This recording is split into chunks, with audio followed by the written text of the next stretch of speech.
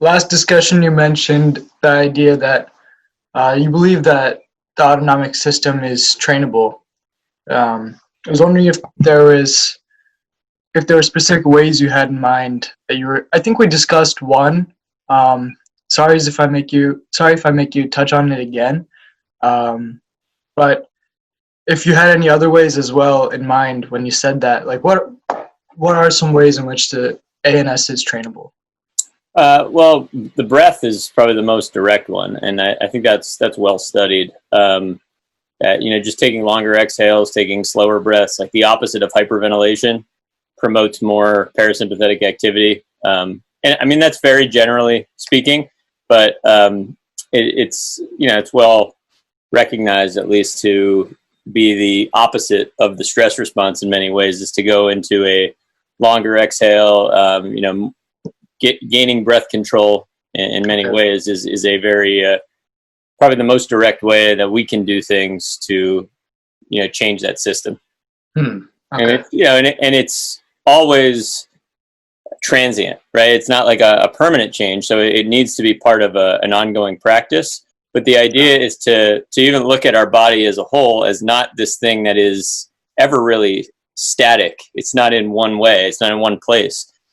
So likely saying autonomic nervous system or sympathetic versus parasympathetic is too simplistic, but it's a good way, I think, to start to talk about the conversation, because you can look at some of the things that are prevalent in a fight or flight response and tie them into what people feel practically with the stress response, and then look at the opposite in many ways and see how that is that parasympathetic response is sort of the opposite of stress. And when you start to look at that, you have certain qualities, and one of the qualities is that you're sort of in more control of the present. Like you're able to be patient, you're able to be still, you're able to allow things to happen. You're not trying to make things happen.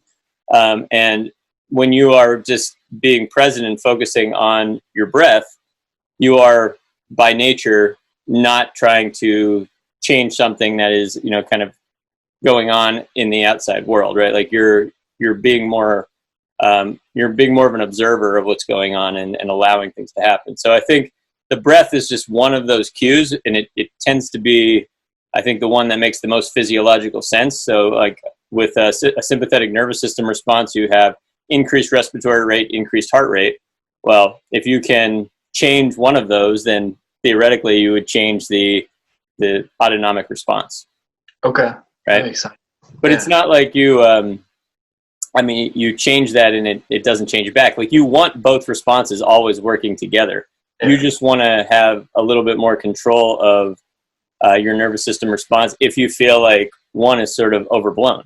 Like if you feel sluggish all the time and you can't get off the couch, and maybe you need to stimulate yourself, right? Like you stimulate yourself through different types of movement and things like that. But it's culturally, we are driven towards stimulation a lot more than we are driven towards relaxation. Actually, that's pretty interesting, because I can think of how, aside from this lens, a lot of people would just view this as sort of identity, like I'm sluggish. Mm-hmm. Often one that they don't really like, or they feel like they're kind of chained to. Yeah. So it's a transient change, not really. If it is a change in the average, disposition, is that more?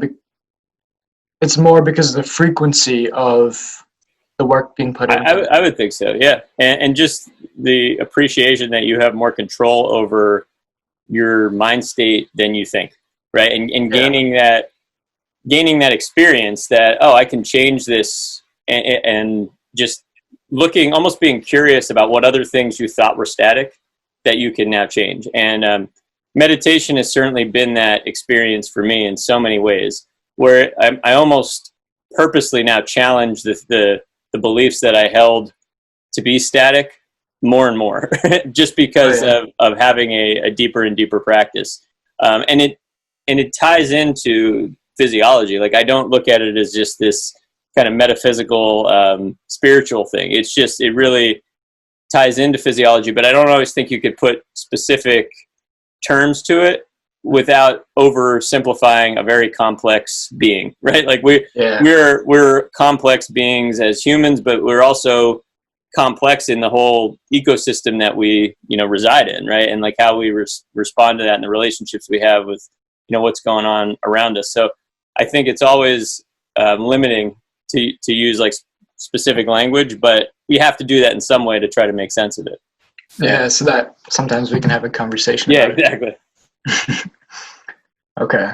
Any specific examples or maybe any recent examples come to mind about things you thought were static that like you're really challenging? So I think we alluded to this, but just the idea of like physical sensations like itch, and even like the ability to, like when you feel like you have to sneeze, like can you control that? Like I've experienced more and more control over those things, with more and more control over the breath, more and more control over just like a mind state. But it's almost like you practice it in a static position, and you can come to a place in your body a lot quicker that you can use when you feel something that you otherwise wouldn't be able to control coming on. So that's one thing I've noticed. Like if I feel like I have to sneeze, I sometimes can stop that just by going to a place which feels familiar from meditation, or feels familiar from even something like foam rolling, where I'm trying to allow my body to relax into a pressure, right? So that practice carries over to other things that I would think of as autonomically driven, that can be somewhat controlled, but not all the time. I've had eczema from like a young age, and like just different like skin issues that lead to the idea of itching, and just realizing how tied into a stress response that is. And I'm getting some like recurrences of it with sweating more from cardiovascular exercise, and I realized like how much that can be tied into my mind state at any one point. And it's like, you try to do things with medication, but ultimately like sitting down and being still for 5 minutes works just as well as, any medication. It's just that, I might have to do that more frequently than a medication, but it's just interesting to see like how that works just as well in many ways. I'm with you there with the eczema. Yeah. And it can be a scary thing, like with children, especially if it's a baby. Yeah. Like I used to scratch my neck a lot, so my parents would just come to the crib and see a bloody neck. And it's difficult with children because, good luck trying to get that across, those type of strategies for practice across. But at the same time, when you're a kid, if you're never even told that concept exists, then all you know is medicine, right? Like all you know is the world of just trying to figure out some type of pharmacological cure, or maintenance process. And it's just interesting to see that you can have an effect on stuff that you didn't think you can have an effect on just by just trying to get into your body a little differently. Yeah. So sweat was another one. I was actually on my walk earlier today. I was wondering, because it's hot out. Yeah. I was wondering if sweat is something that could be controlled a little bit by slowing down my breathing or trying to. That I'm sure it can. I mean, there are yogis that there's documented they can kind of make themselves sweat just by sitting and breathing certain ways and contemplating, right? Like, so you can change your body responses through meditation, but it just takes practice, right? Like there's people that can do amazing things, and I mean it's been observed. It's just that you may have to devote your life to making some of these specific changes. So I think we have to put all of this stuff into context, like what fits into your life and what is your life. Like, if you're a monk, that's a different life than being a person living in in the United States, working a 9-to-5 job, or working as an entrepreneur or as a student, right? So it's just appreciating like what's in your wheelhouse, but things are trainable, and having a respect for processes, I think, is important in healthcare, right? Because a lot of times we're looking for, more of the diagnosis that has the the treatment, right? That's not really a process. It's more of a pill or some type of medical protocol for a diagnosis. But a lot of times in therapy, we need a process that isn't so exact. It's not protocol driven. It's basically teaching people how to, get into their own body and have their own behaviors that they're exploring. So the behaviors themselves are to be explored as opposed to being like, very finite, right? So meditation isn't one thing, but if somebody has a meditation practice, it will be useful, but it may be different than someone else's meditation practice, right? Exercise is the same way. It's just this broad category, but it's different, for everybody. But it's a form of movement that has been demonstrated to be very, very healthy for overall health, but it's going to be different for different people. So just teaching people to have that explorative mind when it comes to these behavioral processes, I think, is really important in healthcare. What do you think I agree. I can see how it would be very useful, even in a, like primary care role with patients. But what do you think is maybe one reason why therapy seems to take this approach more than protocol-driven medicine? Because I just think it's a different profession, right? And I think it's just that needs to be appreciated. Like, we need protocol-driven medicine because, like, that it would ultimately be the best thing. If you had a diagnosis that led to an immediate treatment and cure, well, then we wouldn't even have to worry about the processes. But there's a lot of things that don't have that, and it's not really the kind of protocol-driven professionals that are the best to deal with the processes that are necessary afterwards, right? So the therapists are the process people, where the physicians a lot of times will be the kind of really trying to diagnose and figure out what the protocols are for that diagnosis. I just think there needs to be more collaboration between the two, as opposed to looking at it as like, well, the physicians need to do more process stuff. No, I just think we need to respect the process people more, and then work into collaboration. I've seen there is a little bit of a hierarchy in healthcare, right? And it's just even built into the pay system, right? Of your health plan, where it's like you have to go see a physician before you see a specialist and things like that, which starts to get into a patient's head like that's how things are, right? Or it's like the physicians are up here and then the process people are below them, right? Like, and anyone that's a therapist isn't the same thing as a physician. And it's really just that we all have different wheelhouses that we're working with, right? And I wouldn't want to do surgery on someone and I wouldn't want a surgeon to be my physical therapist either, I guarantee that. So I think we just have to appreciate the differences there and realize they're all important, but it's not like the physician is just pushing things off to the people that are below them. And I think that's getting better, but when I first started as a PT, that was even what the education was in PT school, is that we were in many ways, right, like below the physicians, and we would do what the physicians say. And it was just, a little bit of like try to question that. But now I think it's like everybody questions that and appreciates that it's not the way things should be. Like, people don't get better that way. Yeah, especially when, we're talking about such specialization in these roles that like your perspective is really quite limited, right, to just what you specifically trained. Yeah. And everybody's looking at research too. So it's just looking at research from different places. So I one of the things I always hear from physicians is that things are they evidence-based or are they not? Well, we're all looking at our own different evidence for what we do, right? So we might not look as much into what the evidence is for surgeons. We will look at what the evidence is for the interventions that we do for therapists.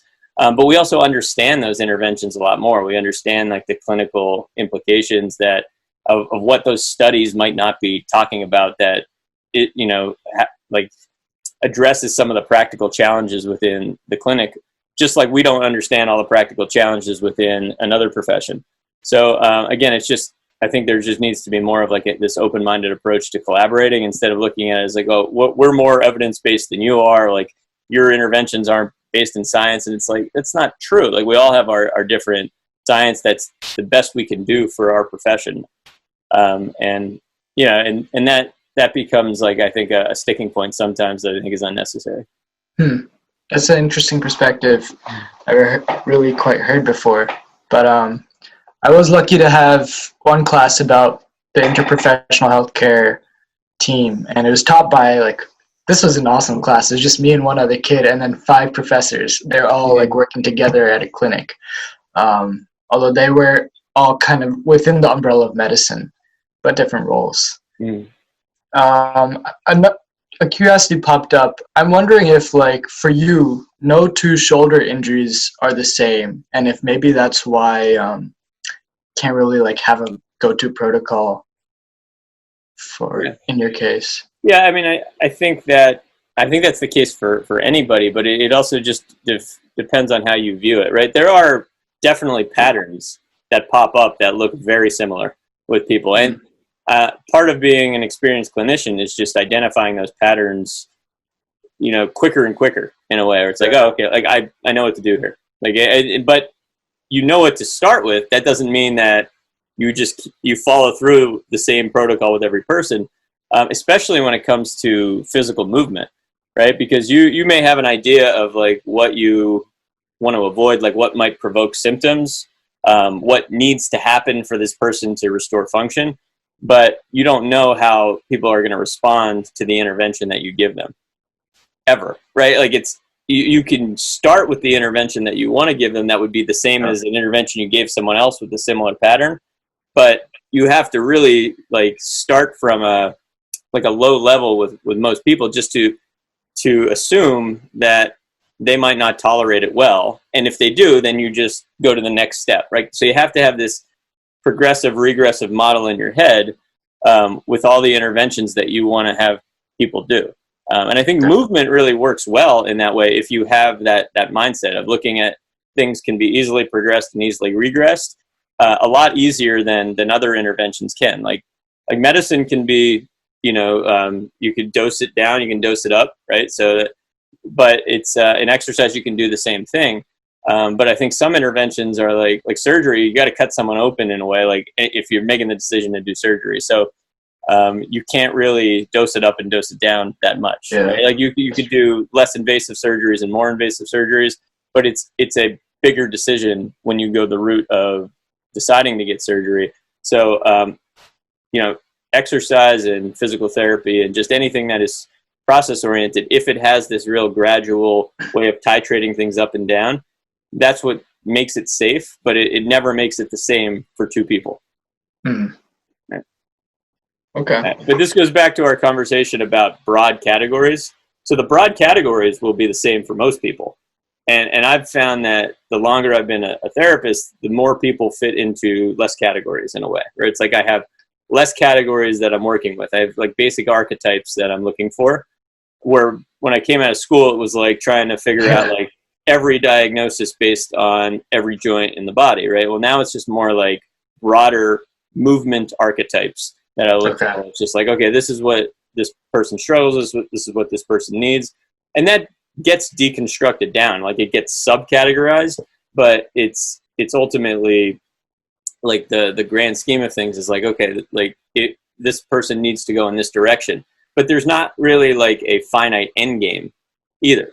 It's oh, when they're here, they're good. No, it's this is the direction that they would want to move based on their body type, maybe genetic body type, maybe just the history of how they've moved over time, and it ultimately becomes a, you want to be someone's coach for how they improve their own lifestyle over time.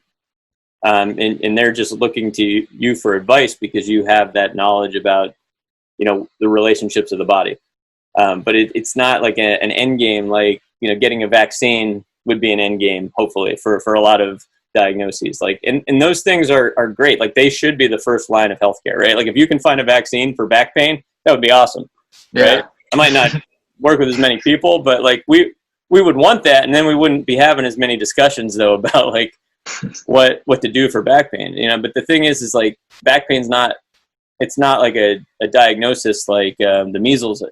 Right? Like it's just not. It's too broad, and it comes on as part of, it's basically the pain is telling a person to do something different in many ways, and we just have to figure out what that different is for that person to give them the best outcome. So I think a lot of times pain is looked at as a diagnosis, but it's ultimately more of like a sensation, or like a physical sensation, like vision is, like sense, or like hearing is, that it allows us to adapt to the environment if we listen to it. But if we don't listen to it, or our environment won't let us change enough, then that's when we're left with chronic symptoms. Right. Okay.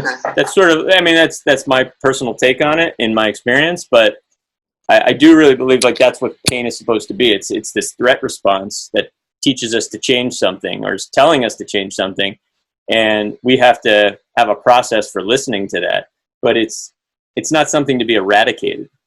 It's something to be listened to.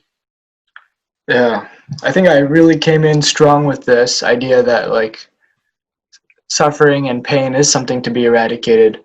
But I'm also reading. I'm reading Viktor Frankl's *Man's Search for Meaning*, and he was talking about the meaning of suffering. He mentions like the idea of suffering as a human achievement of sorts. That like often it's a stimulus for a new direction, stimulus for action, and I realize it really is something to address, but not necessarily a bad thing that needs to be removed. Right. Absolutely.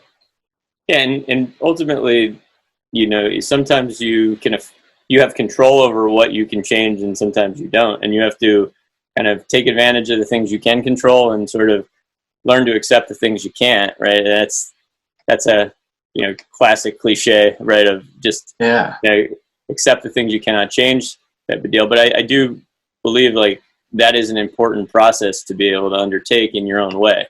And I certainly have contemplated that through meditation, where it's just like the things that you feel you can change, get off your ass and change them. Like that's the way I look at it. But if there's a lot of things you can't change, and just having this idea of acceptance and being more and more comfortable with acceptance, I think is super important for overall happiness and well-being. And so to link back to the idea of parasympathetic actions, I view, patience, as we talked about, but I also view the idea of acceptance, allowance, right? Like just taking things in passively as an observer. Like I look at that as more of a parasympathetic nature, where taking action would be sympathetic. So sympathetic is not always bad, right? Because when you need to take action to protect yourself, and you do that, like you've done the smart thing, right? But there are times where your actions are just fueling the fire, right?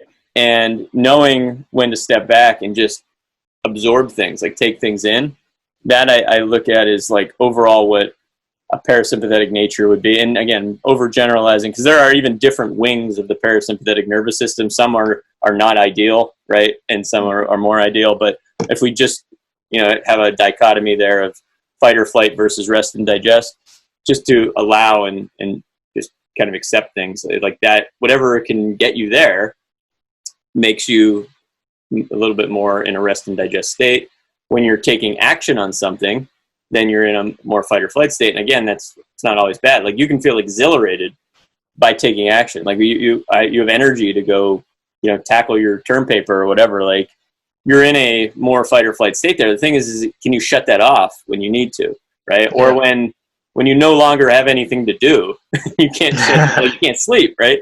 You can't shut that off. Like that becomes a problem. And that's a very real problem for a lot of people in my experience, right? And myself included sometimes, right? So it's just having more strategies for being able to turn the knob down when it's time to turn the knob down, and turn the knob up when it's time to turn the knob up, right? Like I believe it's like it's that volume knob idea, like makes you more human, right? So like you don't have to go down the runway of like always being in this calm, like peaceful state. It's like sometimes it's great to throw on some rock music and lift some heavy weights, right? Like that's another wing of being like hitting a higher potential, but you have to be able to go in the other direction, right? And it's just like these are trainable qualities to a certain extent, you know, because there's certainly genetic things that make it harder for people to do things than others. But I think you want to look at things as, you know, train them as much as you can, have more of this internal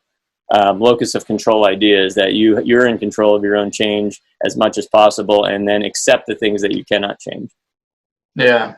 So one thing that I found difficult here is how do you find the line between acceptance and surrender? Like accepting something that we think cannot be changed, and at what point do we like stop challenging the things that we assume to be static?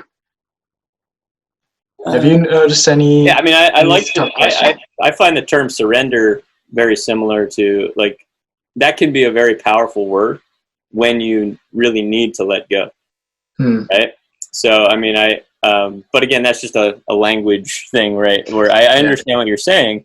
I think it's going to be not something that is like a broad idea, but more in each moment, right? Like, is it worth, you know, trying to change something in a moment that is just kind of driving you into a state that is super uncomfortable, but you can come back another day and try again to make a change. You know what I mean? Like, it doesn't have to be this, like, I've just given up on this idea forever.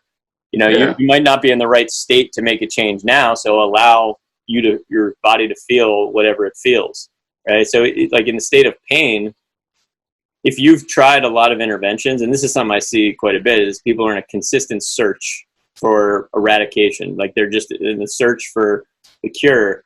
They don't allow themselves to just feel and almost make friends. I know that's a cheesy way to say it, but make friends with what they're feeling and watch it change.